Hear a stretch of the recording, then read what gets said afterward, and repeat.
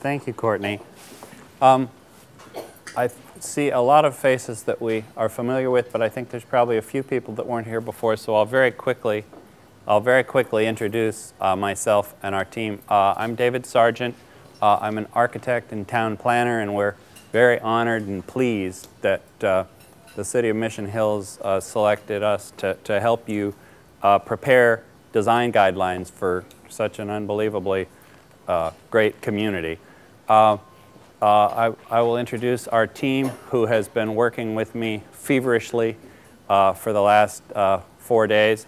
David Day is a senior architect designer with our firm. JJ Zanetta is an illustrator who works with us. Peter Vanderwall is a designer and right-hand person.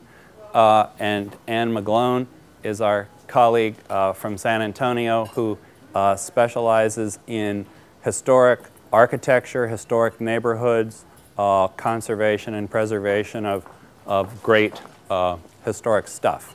I want to thank very much the planning commissioners and architectural review board members who have been with us a lot this week and offering their time very generously to us to help get what we think is a good start on design guidelines for your town. Oh, good idea.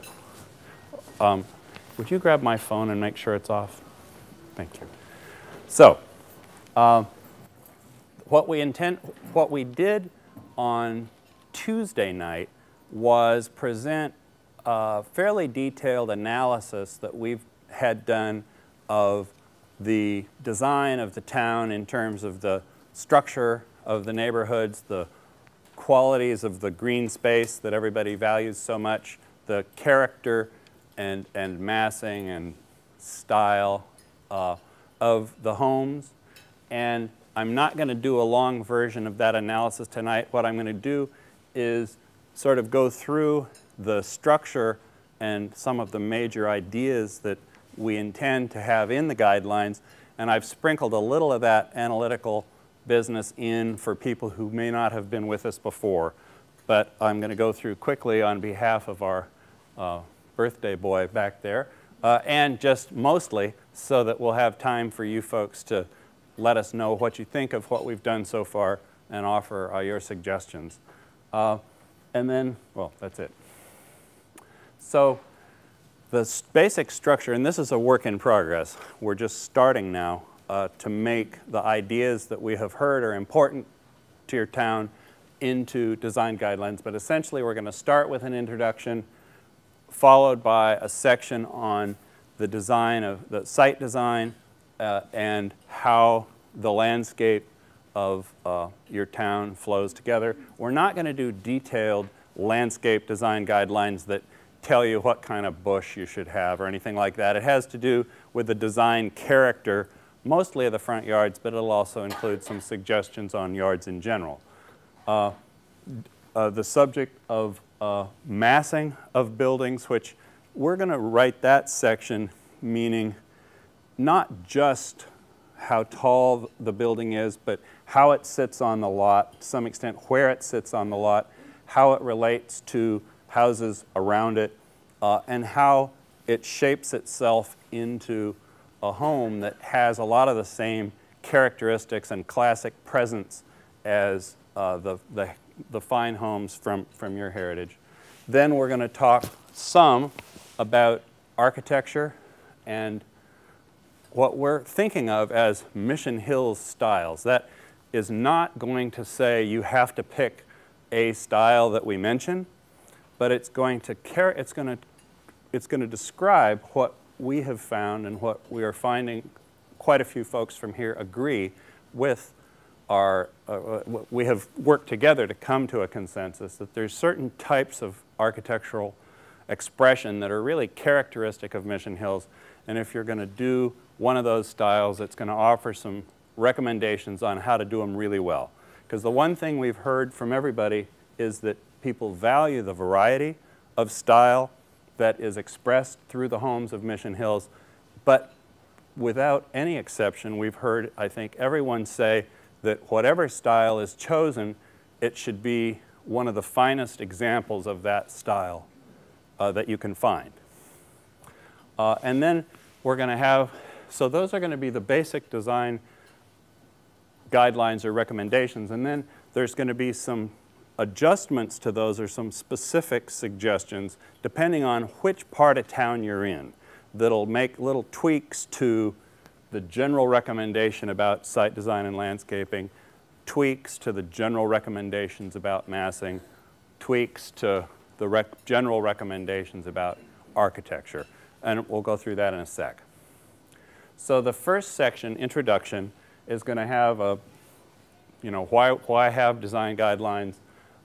It's going to have a little section on the history and legacy of your town, a bit of a short version of an analysis of the current situation with more details of the stuff you've seen in earlier presentations, probably parked in an appendix at the end of the document. So anybody who's interested in seeing more of that can read it, but it doesn't get in the way of using the design guidelines. A bit about the process, which this is the process, and then some descriptions of how to use the document. Quick connection between design guidelines and the documents that you already have.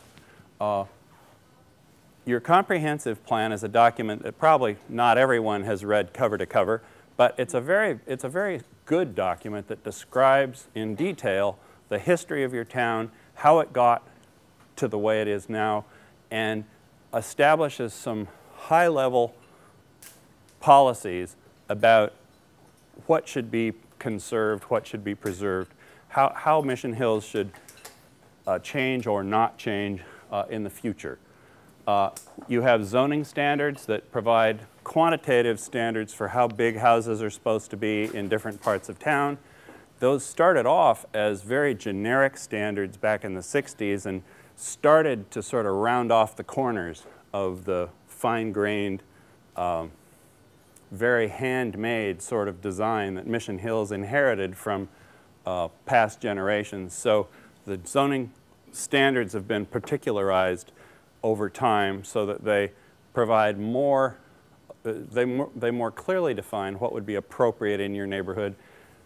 The Architectural Review Board process is in place to further refine that so that people who live here and are looking at the surroundings of any particular home and people who understand very well what makes Mission Hills Mission Hills are involved with reviewing a particular design proposal.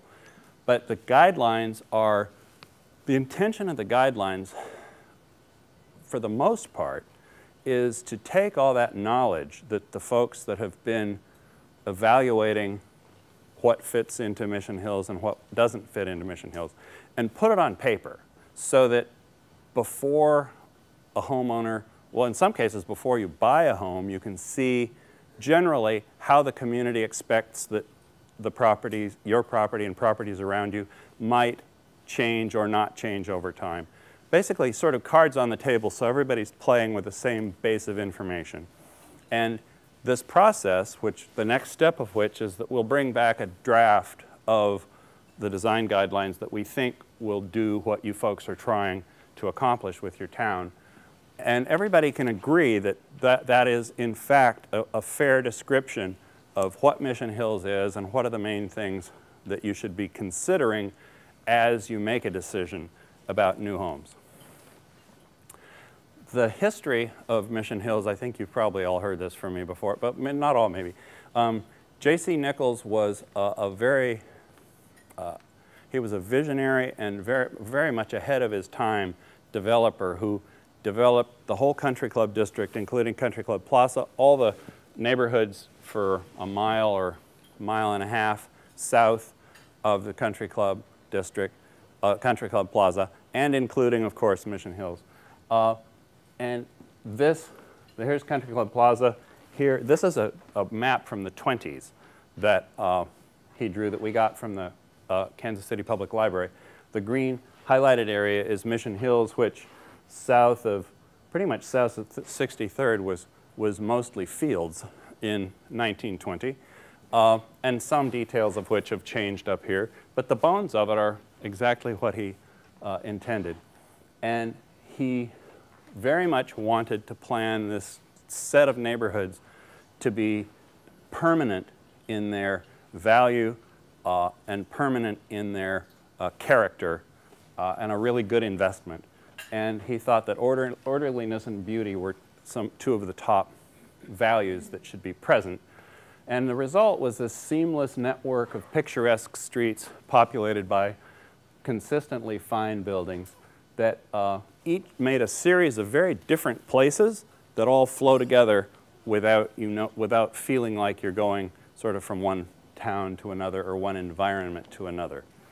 And it became, over time, a place that a lot of people from around the world, including us, we've known of Mission Hills and the Country Club District for many years and have studied it. And a lot of our work is based on, a lot of our work in other places is based on sort of the way he approached things here in Kansas City in the teens and 20s and 30s. So, with that background, the top two objectives that your comprehensive plan states for the design of Mission Hills is to maintain the historical integrity of each part of Mission Hills as originally platted. That's recognizing that the different areas of Mission Hills are different in their character, both by the way the blocks are laid out, the way the streets are designed, types of homes that are built on them, the sizes of the lots, etc. So keeping those differences is a high priority, a very high priority. And then that a series of planning principles that are provided in the comprehensive plan should be the basis for making decisions about design review. I'm going to quickly go through these so we can get to the new stuff.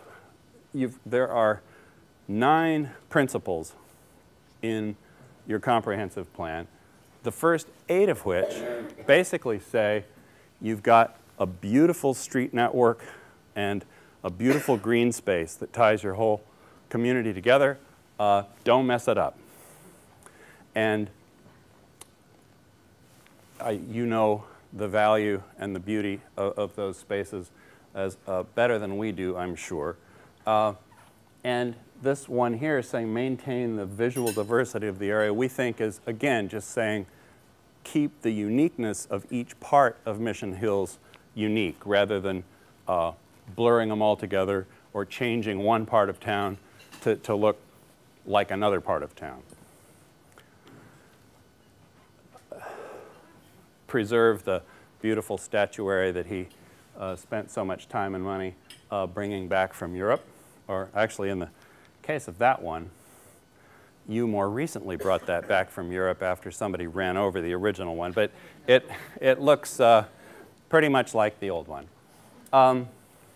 The last objective, last principle, has to do with, it says, I'll read it word for word because it's important and it's really the basis of the rest of, a lot of the rest of what we're working on. Preserving and maintaining the physical massing and scale of a neighborhood, meaning one of, each of several neighborhood, in terms of the physical relationships between the size of a lot and the size of the main building and other structures located on the lot, while allowing for reasonable expansion of existing structures on the lot or development or redevelopment of the lot. In other words, change is good as long as it doesn't change the fundamental nature of Mission Hills as a whole and that part of Mission Hills in which the change is happening. So the process by which we're then taking those 9 principles that you already have and clarifying in more detail what those mean in terms of what would be the types of homes and site plans and landscape that would go best in each part of town. So translating those high-level ideas into some helpful recommendations for what you should be paying the most attention to when you make design review decisions. First, we were here in May and met with a bunch of people, did a lot of research about the history of the place, took thousands of pictures. We went back home and analyzed what we'd heard and seen. We've come back now to check and see if we're on the right path and get more information. We're going to have draft guidelines together in the next couple of months and get them to you folks so you can tell us if we're hearing things correctly and if you think the way we're structuring the guidelines and the suggestions is efficient and appropriate. And then probably in October would be finishing them up so you can start using them. The input we've got so far in our 2 visits here, and we want more tonight, please, after we finish running through this, is that the green space network is the one thing that people seem to value the most and want to make sure it doesn't get messed up. That in terms of landscape and architectural design, I'm sorry. This is more interesting than my back, I'm sorry. The general idea of simple, understated elegance is a hallmark of Mission Hills. We certainly agree with that observation. There needs to be a balance between cohesion and diversity that actually neither, I hadn't thought of this before, neither cohesion of having everything go together nor diversity of having the parts different, neither of those on its own is an unqualified good thing. I mean, being different is okay, but it's not the goal. And being the same is okay, but it's not the goal either. It's the balance between the two. The range of home sizes and lot sizes and price points at which one can have a Mission Hills address is something people value. And obviously, the citizenry that's engaged and the municipal organization that takes good care of the place are highly valued. So, in thinking about the fact that both from folks here we have heard that not all of Mission Hills is the same, and your comprehensive plan recognizes that too, we've looked a lot at how one would go about defining areas that have a lot in common within that area and that's different from some of the other areas of Mission Hills. Not disconnected from, not that you should feel that you're moving from one being into the other, but that they're not the same and you need to think slightly differently about how design happens in them. So we've observed a lot of patterns, heard from a lot of people, and and generally the character areas that we're going to quickly whip through here for you have a lot of correlation to the zoning. The zoning adjustments that your Planning Commission and Board of Adjustments and Council have worked on so hard over the last 20, 30 years have been heading toward, we think, calibrating the zoning pretty well to the areas we're observing, with the larger lots generally running up through here and smaller lots down in here and sort of intermediate sized lots in here. So the first character area we're calling, and these are approximate, we have more precisely drawn maps on the back wall of sort of what we think are the boundaries of these areas. As we develop the guidelines, we're going to be very careful to describe, both graphically and with narrative, that we don't think any of these are really hard lines where you're in one character area and your neighbor isn't. It's gradations, and anywhere that two of them touch each other, there's a block or so at least that is sort of a fade where the characteristics of either area mix seamlessly and it's fine. So we're not trying to make lines that aren't already there. We're just trying to recognize lines that are there and provide helpful suggestions about how to think about them. But anyway, this is the sort of the next to the largest lot groups in terms of zoning. Has generally very deep setbacks, not as deep as some, but deeper than most neighborhoods. The houses are pretty far apart. They're mostly between 1.5, 2, and 2.5 stories. Front yard is almost entirely green, and the streetscapes are rolling and green in their character, with buildings of that sort of size and type, front yards that look generally like these, and just a very amazing neighborhood character. And we think that's sort of middle C for Mission Hills. That's kind of the main character. And then there are some areas where the houses get larger than that, and the lots get larger than that, and the topography and open space gets even more elaborate and amazing than that. But that's sort of the prototypical Mission Hills.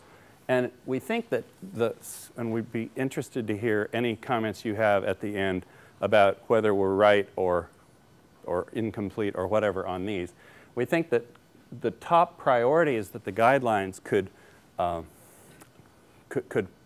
try to achieve, help the ARB try to achieve for this area would be to conserve the rolling green streetscapes, protecting them from inappropriate grading or paving or clearing that would chop up the green space or the wooded character. Ensure that the deep setbacks and generous side setbacks are kept so that no house looms over its neighbor. And then allow and encourage diverse architecture, but within the sort of classic, elegant Mission Hills tradition of custom houses. The countryside estates area is one that we have identified, and we've mapped it more precisely than this, but it's pretty much this most hilly terrain right along the edges of the golf courses where the lots are generally even bigger than the already very large lots of the neighborhood estates. The setbacks are even larger. The side setback, the spaces between the houses are even larger in relation to how wide the houses are. Generally, the massing of the houses are simple and strong. We'll show you that in a minute. And the front yard is really natural, almost a wooded green. It's almost like somebody just sort of raked the leaves out from under the woods, put a lawn in there, and then dropped houses in the clearings. And some of the more impressive examples of houses in that environment are these types, which seem to trend toward a particular style, but we're not suggesting you limit it to that style. So the things that we think it would be most important to conserve there, based on what we've heard, is protect the rolling wooded green character, maintain the aesthetic of estates that are sort of freestanding in the landscape, the country house or manor house sort of model that we inherited, I think, largely from 19th century England, and ensure that the massing and design of the houses is simple and beautiful. The traditional neighborhood scale pretty much happens in Old Sagamore, but there's pieces of it that we're recognizing, and you may also, where the houses are smaller than the estate houses. The lots are smaller, the front yards are small, everything's scaled down to the scale that most neighborhoods in America actually are. They're still bigger than the houses in my neighborhood, but or around the same size. And typically it's 1.5 to 2 stories, not larger and not generally smaller. And the front yards, the driveways are more prominent, not dominant, but more prominent just because the yards are smaller. And there's sidewalks on the streets. And those houses tend to look like nothing else except an American neighborhood, and a very beautiful one. We think that conserving the common lawn, which is what you call it when the lawn runs through and there aren't a lot of fences or hedges or something, dividing it up into individual front yards, is very important. And then the simple 2-story massing, we think it's important. It certainly continues the pattern that's there, which is what the comprehensive plan says you expect to do. Almost always the eaves of the gable roofs are toward the street rather than the gables, almost always. Wood and brick are dominant materials. We wouldn't suggest materials be limited to those, but those are predominant, especially wood, especially horizontal siding, and especially pretty much white. And then the driveways are pretty narrow and the garages are set back in the nicest examples. The mid-century suburban character is really the rest. And it comes down into the generally more level terrain where the lots are very similar to the lots in Old Sagamore, except they're about the same depth, but they're wider. And the houses have taken advantage of that wideness by many dropping to 1, some 1.5, a few 2-story, but much more horizontally oriented. The setbacks are about the same as in Old Sagamore. And the lawn, the common lawn, is very similar. It's full, those lawns are generally fuller of driveways than they are in Old Sagamore. And a lot of places there are fewer trees. And they look long, low, and simple and nice. And we think that the things that the guidelines could help to conserve or and promote about that area is the neighborliness of the common lawn, with not making sure that too much of it doesn't get paved, and then making sure that new houses, there's a lot of people, I'm sure you've all noticed, that would like to build taller houses in amongst the one-story houses. And we think there are ways to do that without making the one-story houses feel too short or too, threatened by a new taller thing right up against them. And we're going to show you some of the diagrams we're making that we think will head in that correct direction. And keeping the massing very simple, because the inherent massing of those ranch houses is about as simple as it gets. It's just with a roof on it. And so houses that are doing a lot of other stuff really stick out and change how the place feels. So the basic guidelines, we haven't written the guidelines yet. We're just giving you sort of a preview of where we think we're going. But the topics that we intend to discuss in the guidelines include the common lawn, which is really the thing that ties everything in Mission Hills together. It's that front lawn that just goes. And sometimes it's deeper, sometimes it's shallower, sometimes it's hillier, sometimes it's leveler, but it's everywhere. And so we'll talk a little bit about trees and lawns. Pretty simple subject. We're going to show you a few diagrams. Ornamental plantings, which have a place, obviously, within the front yards. How drives and walks pass through this common lawn. How walls and fences define the edges of it. And then some specific recommendations. We don't have them drafted yet, but we're going to think about what you might want to especially think about if you're at a special frontage, which we call intersection greens. I'll show you that in a minute.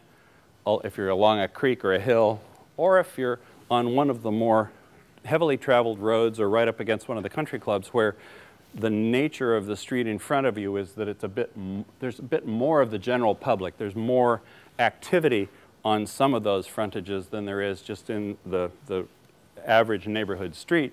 And probably some response from a landscape standpoint might be appropriate there to give you a little more sense of privacy or whatever. So just a quick series of images just to make the case about what we were just saying, that it's really about the green running through. Back up. The dappled shade is something that we think is very characteristic of Mission Hills. There's some yards that don't have trees and the sun is shining very bright and hot on them. It's a very different feel from these. In some of the prominent intersections where the whole place feels like a park, there are fewer trees. But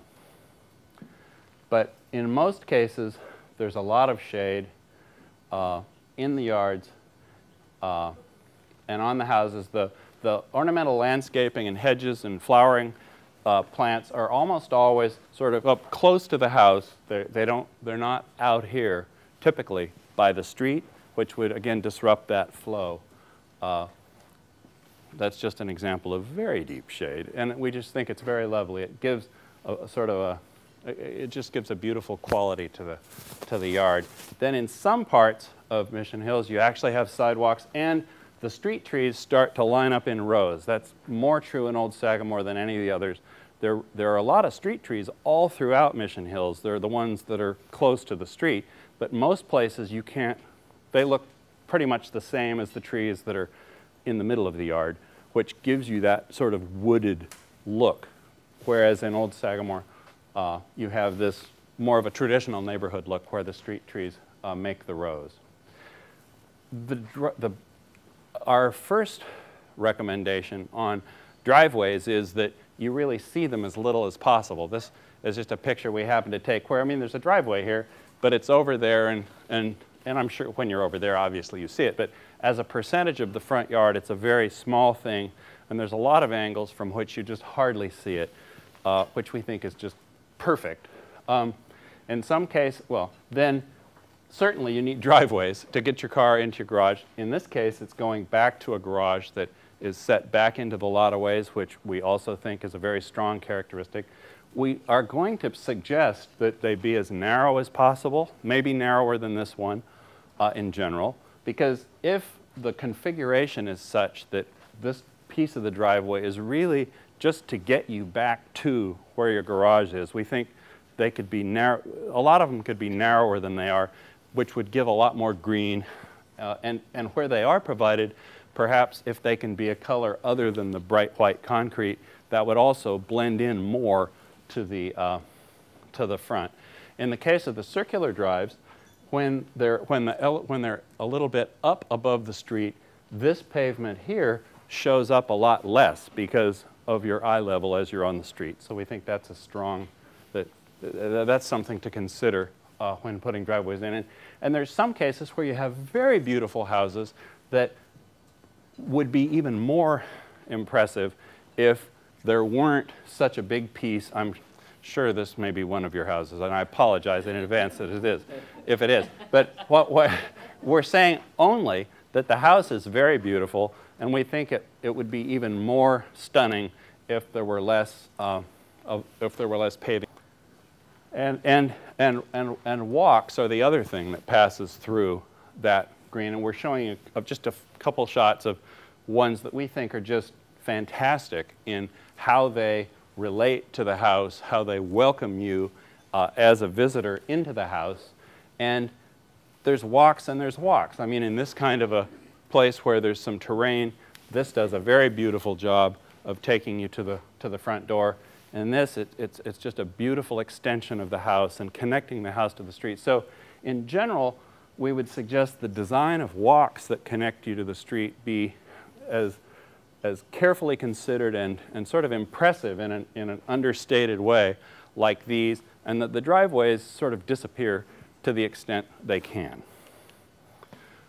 There are throughout, and we did a longer version of this before, but throughout Mission Hills, we think there are some very, well, we don't think, we know, there are some amazingly well-designed open spaces that most communities don't have. Most communities would consider themselves completely lucky if they just had streets that looked as good as yours. But there are additionally landscape compositions around key intersections, especially these oddly, these strange geometry intersections that are so picturesque and beautiful, that make very significant spaces that you perceive as you move through town. There's the creeks. So there's the creeks that were preserved as part of the natural drainage system that provide some homes with, again, a very special frontage.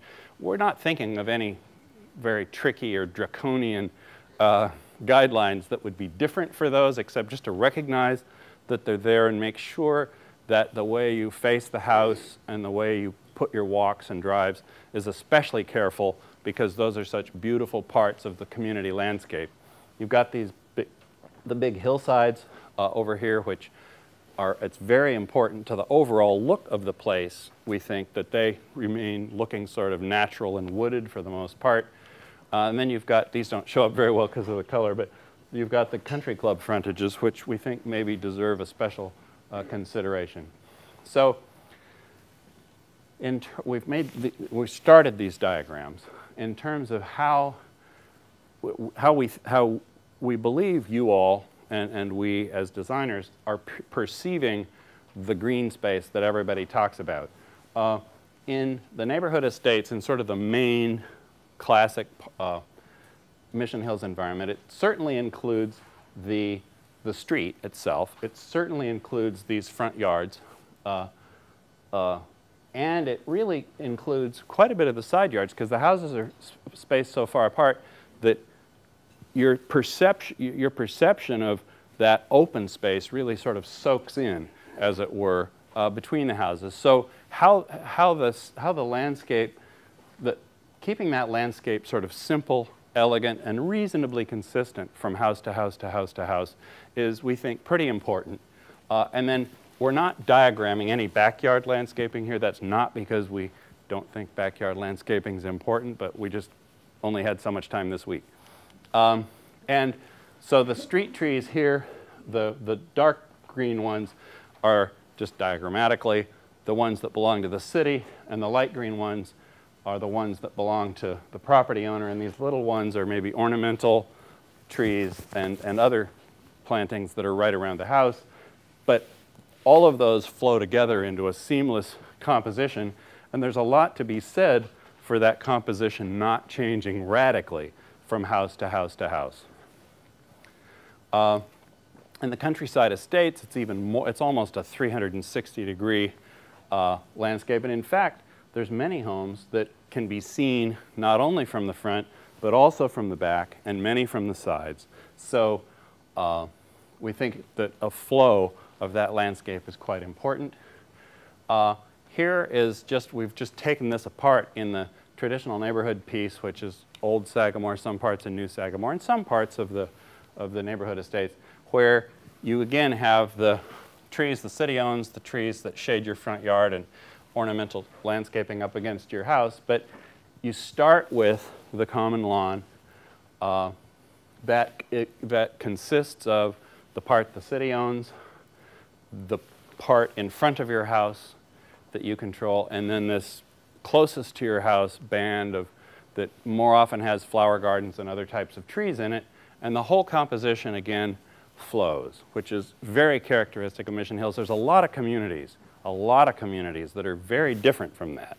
So this is, we're not just showing you a formula here. This is, I mean, this is very specifically Mission Hills. In the southerly mid-century suburban areas, the palette of materials is quite similar. There are a lot of lots that don't have very many trees. We're not suggesting that the city should ring you up and say, hey, you need 3 trees in your front yard. But we are suggesting that as properties change over time, it would be worth considering increasing, in some cases, the completeness of the shade in those areas.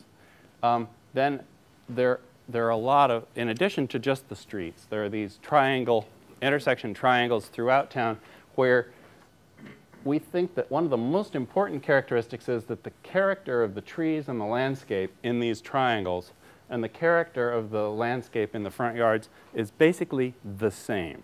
So again, it feels like you're moving through a specific environment, not between the street and something else.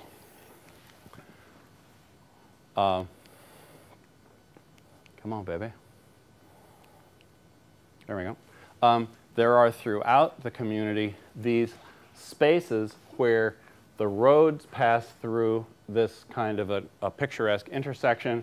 There's some landscape in the middle that is owned by and maintained by the town. And there's strips along each edge here where there are trees, in most cases, that the town takes care of. But then what makes these spaces feel like they feel is that these big yard areas are landscaped about the same way that this is. So it really feels, it feels like an open space that streets happen to wind through. Some of them include a piece of actual park space in addition to the big front yard piece. Oh, I should back up. Most of these, why we started noticing them in the first place, most of these have the houses around them set to face into that common space, which makes it's a pretty good trade, actually, because it gives the whole community these incredible spaces that you just get to move through every day as you come and go. And it gives these special properties just a really impressive address. You know, like if you were allowed to have a house on the National Mall, you know, in Washington or something, where you have this impressive, beautifully designed open space that you can have your front door right on. So we think that if, you know, houses that may be changed here really, and certainly some of these houses may be replaced or enlarged or remodeled to meet the needs of their owners better, but we think that basic relationship of facing is certainly part of the original design, an important part to retain. Sort of the most, this is another such house. Then you've got the space right around the Verona columns where not only is this public piece here designed to go seamlessly with these others, the house that we just looked at is there, but this driveway even, either because Nichols or one of his people suggested or just because the architect noticed that that would be beautiful, actually completes that shape, and these houses face in there, and this beautiful bank is essentially the backdrop for the Verona columns. So then along the creekside frontages, they're more straightforward, but for instance, the city already suggests that owners might either not need to or maybe might avoid mowing right down into, well, not into here obviously, but right down, geez Louise, I'm sorry. I left out a slide, I'm sorry. Anyway, so we think a guideline implication for homes that are adjacent to these creeks would be that the lawn wouldn't go right down to the creek, but there might be natural plantings along the edge. On hillside lots, the continuity of the green and the continuity of the woodedness we think is quite important. And as I mentioned before, on the golf course frontages, we think you've already got you've got a public or common street right in between you and the golf course. But then where you're at a golf course or at a busier street, we think that this kind of treatment, where you might actually have some planting massed right up against the road, might be a different kind of a frontage that would keep your house feeling a little bit less like somebody's just going to, you know, pull over and walk into your yard. We don't have anything specific to tell you. Well, yes, we do. This diagram is showing the dark diagrammatically is the portions of these yards that contribute to that overall effect of a seamless open space. And we think that that's an important extension of the common lawn aesthetic throughout the town. So then the last of those 9 objectives was that maintain the massing and pattern of building in Mission Hills, separate and apart from all the green space. We focused on the green space a lot because 8 out of your 9 policies said do that. And we think there's a classic, simple quality to the architecture of Mission Hills that's different from, not completely different from the rest of the Country Club district, but certainly different from most everything that's been built since. The zoning that you have controls the house size, but it's clear from ARB records and talking to folks that it's still very much possible that a house that meets all the zoning criteria can still be perceived by a lot of folks as too big for the lot. So a lot of the work we're doing in the design guidelines are focusing on not reducing the amount of house you can have, but shaping it so that it fits in. And that's called massing. Clearly, you need a chance to grow and change, but the question of how you fit in varies somewhat from area to area. You've got some lots and houses that are very large, and this is the sort of the next size down, the smallest of the narrowest of the lots, and the intermediate lots. And these are all beautiful houses, but they don't probably all look great next door to each other, which is why we've started to map the character areas so that it would be helpful to the ARB in working with applicants to select what fits in which part. So the basic idea of massing is that it is how the house stands up and faces the street, how the entry is articulated on the house, how the roofs complete the form of the house. And in Mission Hills, the answer to how the roofs complete the form of the house is almost always very simply. And then there's the question of how the openings and the fenestration of the buildings create sort of eyes to the street to make it look lived in and friendly, as well as reinforcing the simple massing of the house itself, so that it's all of a pattern.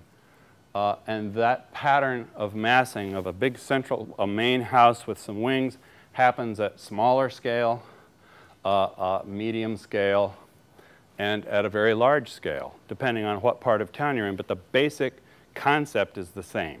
It's a house with some other pieces on the sides, and sometimes at the back. There's a lot of houses, that have a more picturesque, what we're calling varied massing. They tend to be Tudor in style, but that's not really the point. But the point is still that there's a main house here, and it has additional pieces that, in this case, rather than being symmetrical, they balance each other in a very skillful and picturesque way. And then you've got houses that have much more horizontal massing, but most of them are still on, if you look carefully, a house with side pieces. And sometimes a house without side pieces or with very simply defined side pieces. And then there are some that have more complicated massing, and we think those are less characteristic of Mission Hills. Historically, those were not so much part of the pattern, and they're more composed of a larger number of elements, no one of which is sort of clearly the main house. They're just all there in a way, a little bit competing for attention. And we're not saying that there's anything bad about having a house that's organized in that way, but we are saying that it is different from the traditions of Mission Hills. And this is just a quick shot of houses of that. Sorry, wrong button. Some of the newer houses in areas that are very expensive, beautiful big lots. The lots are about the same size as Mission Hills. The houses are about the same size as Mission Hills. But they're massed in a very different way, where instead of one sort of main house with pieces added, it's really just one big house made up of a lot of pieces. And we're not saying anything, we're not saying that houses shouldn't be made that way. We're just saying that houses that are made that way are not part of the historic or traditional pattern within Mission Hills. So we'd recommend that they be simplified. So we've made a series of diagrams that we're going to have in the guidelines that'll start by describing a simple mass. Usually, and even on the bigger houses and the smaller houses, usually the depth of that main house is around half of the width. We're not suggesting that there be a law about that. We're just observing the norms. As they get smaller, the depth gets to be a higher fraction of the width, but about like that. And then there are pieces added to the side, and there's some very clear patterns of how big those pieces are compared to the main house too. And in the large estate lots, they're bigger, and in the smaller lots, they're smaller, but a lot of those proportions repeat. And then a lot of properties have a mass to the rear, which, as long as they're within their footprint area that they're allowed by zoning, as long as they're within the setbacks that are allowed by zoning, and as long as they don't as long as activities or windows here don't unreasonably intrude on the neighbors, it's a great way to get additional space for your family. The varied massing version, this first one looks funny, and we don't think anybody actually did that. But that reads to us as the main house. And then there are additional elements that are applied to it, but they're not, instead of having a main house, they're not to hide the main house. They add interest, and they add a lot to it in terms of visual design and massing. And then the same way, the wings can go into the back. Also, the horizontally massed houses have a pretty clear main house. They often have another piece that gives a gable. That's a very common ranch house design method. Very often they have the long, low porch across the front, because if you look at the ranch houses that ranch houses came from, that's how they did it. And they too can have wings into the backyard, as long as they aren't unreasonably impinging on the neighbors. We've done a series of, we looked at a few case studies from the ARB files of houses that people had felt didn't fit in. And usually, it was usually one of the main reasons people didn't find them to be comfortable was they didn't feel they felt in. This was a situation where an existing house was in between two existing houses that were quite similar to each other, and a person standing in the backyard here had, quite a bit of sky to look at and quite a bit of sunlight to enjoy. And the new house came in a lot bigger and a lot closer to the property, particularly a two-story little building in the back. There's a glitch in your zoning code that lets somebody have an outbuilding only 10 feet from a property line instead of 20, whereas the main house has to be 20. There may be somewhere that it says that that outbuilding has to be only one story, but I haven't been able to find it yet. So that's one reason that this happened. But anyway, it's just a lot more house in sort of every way. So we think that by having massing guidelines, you can start to compose the amount of house that you need in ways that are a little less intrusive on your neighbors. So here's just a quick study. This happens to be in the neighborhood, the mid-century suburban neighborhood, where most of the houses are one story, some with two-story or one-and-a-half-story pieces, and just showing that these lots are not huge. So that's the area you're allowed to have the main house. This is the area you're allowed to have an outbuilding, and the setbacks are dashed. So we're recommending, not changing the zoning, but suggesting that the heights in that area be two-story, not taller. And that's that's just the box. So you can put a house in there that we would suggest have at least part of it one-story high. So you'll sort of continue that one-story horizontal look, but part of the house might be two-story. And in order to make up for the space that you didn't get on the second floor, maybe there's a way that 1 and 1.5-story pieces can project a little farther into the back. Or maybe we're thinking not and, but or. A 1.5-story piece might be able to be located back there. We're not sure exactly where that ought to be, and we're not making new setback lines. We're making suggestions that we think the ARB may want to think about on a case-by-case basis to figure out how to balance the desire of this family to have a house that accommodates their family well, and at the same time doesn't fundamentally change the neighborhood. We're looking at driveways and garages. They're always a popular topic, and we spend a lot of our time working on that, any plan we do. In general, having the garage farther from the street and the driveway narrow is a good idea.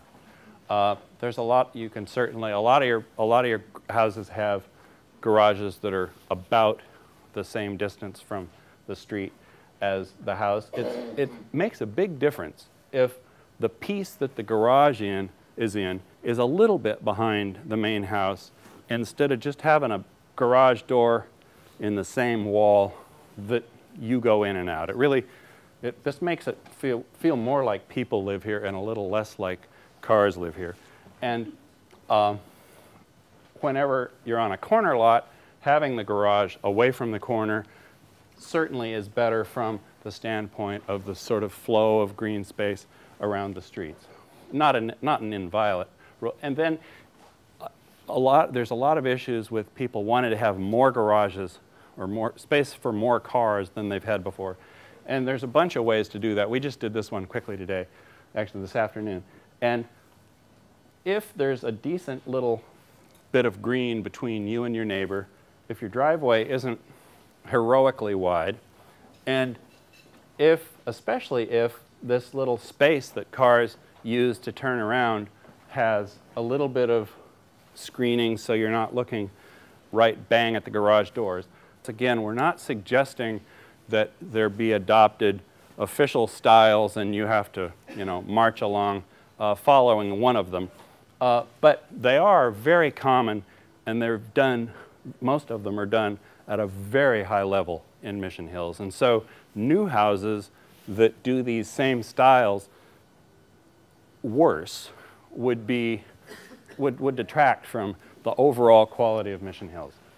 So the styles are generally Tudor revival, colonial revival, neoclassical revival, which encompasses a bunch of different styles, federal and Georgian and some others. But I think they're grouped normally into neoclassical revival. Mediterranean revival, which can include various forms of Spanish colonial revival, Italianate, and other things that came from the Mediterranean. There's the mid-century suburban, which is it's the variation on the traditional American house that came into vogue, well, about the time I was born, actually. In the early 50s, they really started, after the war, actually, they really started moving out with longer, lower lines, but still, in this case, a lot of the same kinds of detailing as the traditional colonials. There's modern, which some good examples have been done in Mission Hills. I'm sure they get a little more diversity of opinion about them than the traditional styles, and that'll probably continue based on our experience. But and as we were chatting about yesterday, they sort of offer, we think, the architect or the owner who chooses to work in modern style, it's sort of taking upon yourself a higher degree of difficulty, like competition diving, and it's a little easier to belly flop. But if you have a good designer, and we think you can still follow a lot of the same massing guidelines that we're putting in here when it comes to doing a modern house, whether it's just modern in its detailing or whether it's fundamentally modern in its massing. And then there's what we've struggled to find a name for, and we like to call it Mission Hills Contemporary. The emphasis being on contemporary in Mission Hills, not contemporary everywhere. And we're going to put some, we're going to, in addition to the massing guidelines, we're going to have some basic architectural design guidelines that say things like, if you're going to have 2 or 3 materials, put the heavy looking ones on the bottom, the lighter ones on the top. So if somebody comes in with a house that has wood siding on the ground floor and a stone second floor, we'd suggest asking them to flip it. And some basic proportional things. If you're going to have shutters, have them the size that if they were hinged and they closed, they'd actually cover the window they're on. And if you're going to have support elements, they need to look like they can hold it up, things like that, which this house, in our opinion, does, and some don't. Mostly houses, of course, that are not in Mission Hills. And so we're making a series of illustrations of prototypical examples that aren't exactly houses from here, but sort of embody the basic ideas of the style. I'm not going to read you all this stuff, but a simple description of the elements that really define that style, some character sketches that offer, that we can write some descriptions of what this style does and then refer to the drawing, and some photographs of fine examples. Similarly, colonial, revival, character sketch, example, examples. Neoclassical revival examples, we haven't made all the drawings for these. And the character defining elements of each. Modern examples and the character defining elements. So what we keep hearing, and we agree very much, is that as decisions are made about how change will occur in Mission Hills over time, the idea of balance we have heard over and over and over, that the property owner that wants to adjust their property so that it better fits their family has very legitimate interests, and the interests of their near neighbors and the rest of the community as a whole in having that house contribute to Mission Hills rather than just being located in Mission Hills is another important piece. And the simpler way of saying that is that every property owner should have the right, well, when we were here in May, we interviewed a bunch of people and we heard statements that were opposites, such as the top statement that you should have the right to build what you want. But everybody around you should probably have the right to live in the neighborhood that they bought a house in. And so there's a balancing act there, and that's why you have an architectural review board. And that's why you're going to have design guidelines to maybe help see those balances from a little farther off rather than having to sort of fight your way through the underbrush to them. That it's very important, your process has recognized that it's very important that when you look at the streetscape view of houses, the new house and the two beside it should look like they belong together. There has been maybe more difficulty with making sure the same is true when you're in the side yards or the backyards. We're going to put that's why these massing standards we think will help a lot. We've heard that the biggest weakness of the architectural review board process is that it's discretionary. And we've also heard that the greatest strength of the ARB process is that it's discretionary. And we agree with both. And we think that having the issues that will be decided and the factors that will be taken into consideration as they are decided clearer for everybody to see from the outset will make a big difference. And that's what the guidelines will help. And really the guidelines are intended to allow property owners to understand what they can do with their property before they start spending money on architects. That prospective buyers and realtors can have a clearer understanding of the development potential of properties in Mission Hills so that their decisions are made knowing what Mission Hills thinks about properties here. Obviously, it's intended to be a day-to-day tool for use by the design professionals that do this all the time. And it's certainly intended for you as a neighbor of somebody who may be planning something to have a fair idea of the range of outcomes that could pop up. Because a lot of people aren't good at reading plans. Most people aren't good at reading plans. So if you can have some clear idea about the range of what might pop up, that's a more comfortable feeling. So we would like very much to hear any comments you folks have